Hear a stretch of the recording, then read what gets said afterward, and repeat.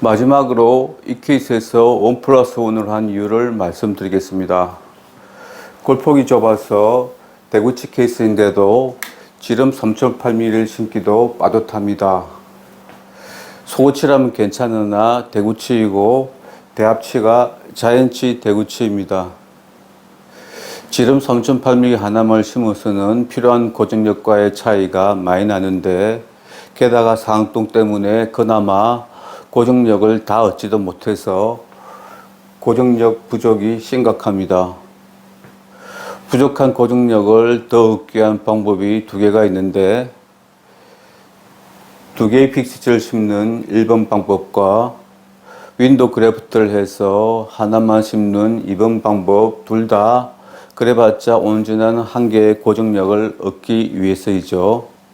하지만 윈도우 그래프트를 하기에는 잔존 권리가 제법 남아있어서 수술이 힘들고 바닥이 평평해서 작업을 넣지 않는다면 골 재생이 불리합니다.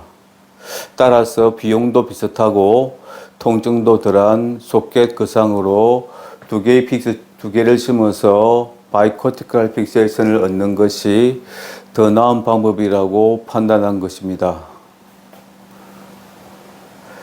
하지만 세 번째 방법으로서 만약 여기다가 뼈이식을 해서 골폭까지도 늘리는 것이 가능했다면 굵은 픽스를 심을 수 있으니 하나만 심는 것도 될 텐데요. 이것을 골재생 유도술, 즉 GBR이라고 하죠. 하지만 골폭을 늘리는 것은 불가능하고 말이 나왔으니 GBR이 왜 효과가 없는지 말씀드리겠습니다. 그것은 이 케이스에서 이를 뽑고 난 자리에 뼈가 생기는 과정과 결과를 보면 저절로 알 수가 있죠. 여기서 골 길이가 짧고 골폭이 좁게 뼈가 찬 것은 뿌리 염증으로 인해서 뿌리 주변에 있던 골벽이 흡수가 되어서 그런 것이죠.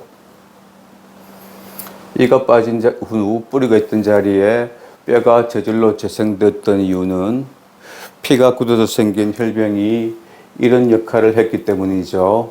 즉 관련 조직이 재생되는 초기 단계까지 공간 유지를 해주었습니다. 하지만 혼자서는 안 되고 이것을 가능케 한 것은 골벽이 있어서이고 그래서 골벽이 있는 데까지만 혈병이 생긴 것이죠. 그리고 혈병 위로는 잇몸이 자라 들어와서 서로 연결되어 새 잇몸을 만드는 동안 혈병 아래에서는 골벽으로부터 결체 조직이 자라 들어와서 혈병내를 채워서 미리 자리를 잡았기 때문에 잇몸이 아래로 추가로 정식되는 것을 차단이 되었던 덕분입니다. 즉 혈병은 흡수되기 전까지 공간 유지를 하면서 관련 조직의 재생을 위한 기질 역할을 한 것입니다.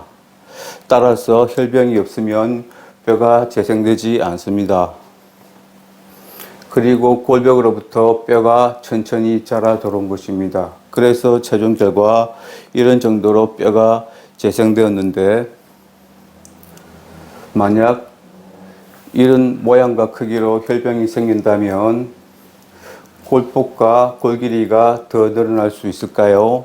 하지만 이런 일은 생기지 않습니다. 왜냐하면 여기까지는 골벽이 없으니 이렇게 혈병이 생길 일도 없고 또 생기더라도 유지가 안 되죠. 밥 한번 먹고 나면 기계적으로 제거가 되어 결과는 똑같습니다. 또 설령 유지가 된다고 하더라도 이 부분의 혈병은 골벽으로부터 머니까 잇몸의 상피 조직이 먼저 자라 들어와서 이 부분에 잇몸만 더 생기고 뼈가 안 생기는 것은 역시 마찬가지입니다. 자, 여기서 또 한번 상상력을 발휘해서 만약 어떤 마법 같은 힘으로 혈병을 만들고 보호하고 유지시키고 게다가 결체 조직이 혈병 속을 다 채울 때까지 잇몸 조직이 못 자라 들어가게 여기서 차단을 해주는 것이 가능만 하다면 혈병 전부가 다 뼈가 될 겁니다. 이런 상상을 알갱이 형태의 이식제와 자폐막으로 시도해 본 것이 발치 후 치조골령 보존술입니다. 그리고 이미 암으로서 골폭과 골길이가 흡수된 상태에서 역시 같은 생각으로 고려식을 한 것이 지구올롱 정강술 리치 오그멘테이션입니다. 실제 시술에서 애로사항은 옆으로 위로 블록해진 이식제의 부피 때문에 자폐마귀를 덮을 잇몸의 양이 부족하다는 것이죠. 확실한 방법은 다른 자리에서 잇몸을 떼내어 이식 후 봉합을 하는 것인데 어렵죠. 그래서 보통은 잇몸을 잡아당겨서 길이를 늘리는데 어차피 한계가 있어서 처음부터 약간 노출된 상태가 되거나 또 텐션 때문에 나중에 봉합이 터져서 자폐막이 일부 노출됩니다.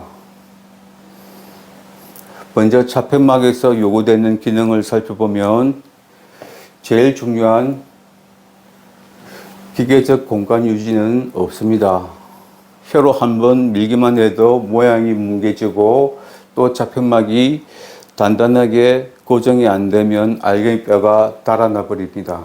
그래서 단단한 티타늄 메쉬를 쓰면 기계적 유지는 되지만 다른 기능이 많이 부족합니다.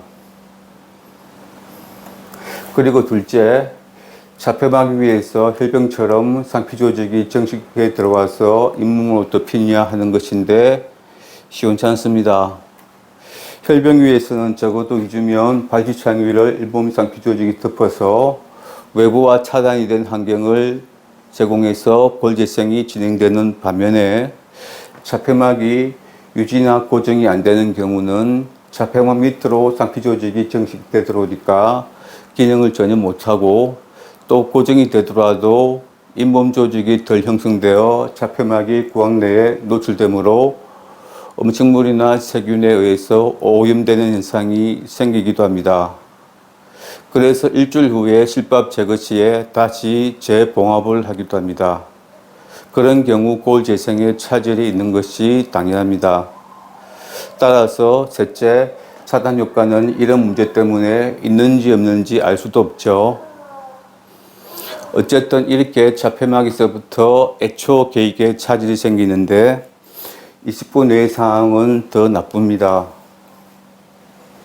결과를 미리 말씀드리자면 20부의 상당 부분을 이식제 알갱이뼈가 남아있는 상태로 골재생이 끝나고 맙니다.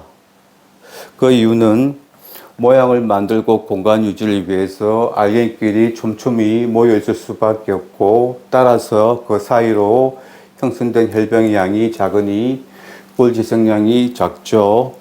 게다가 20번 맞닿는 골벽도 멀고 작아서 골재생 속도가 느립니다. 그나마 골벽과 가까운 자리에서는 혈병이 다뼈가 되고 또 흡수성이 좋은 이식제는 일부가 녹으면서 골재생이 되니까 전체 부피의 반 정도가 골재생이 됩니다.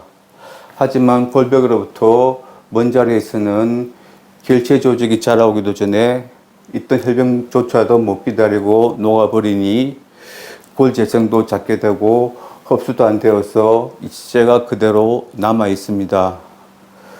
골재생이 다 끝난 결과가 이렇다는 것입니다.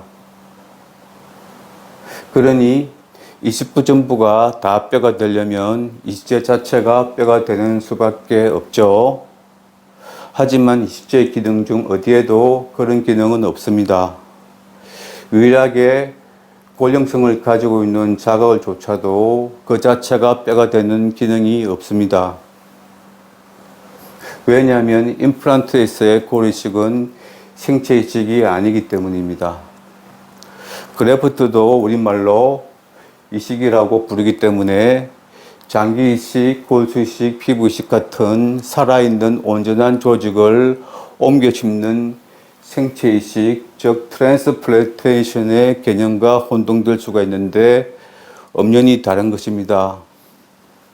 이식할 장기는 내부에 조직과 세포, 핏줄이 온전히 다 보존되어 있어서 동맥, 정맥만 연결해주면 다시 피가 통하면서 재기능을 합니다.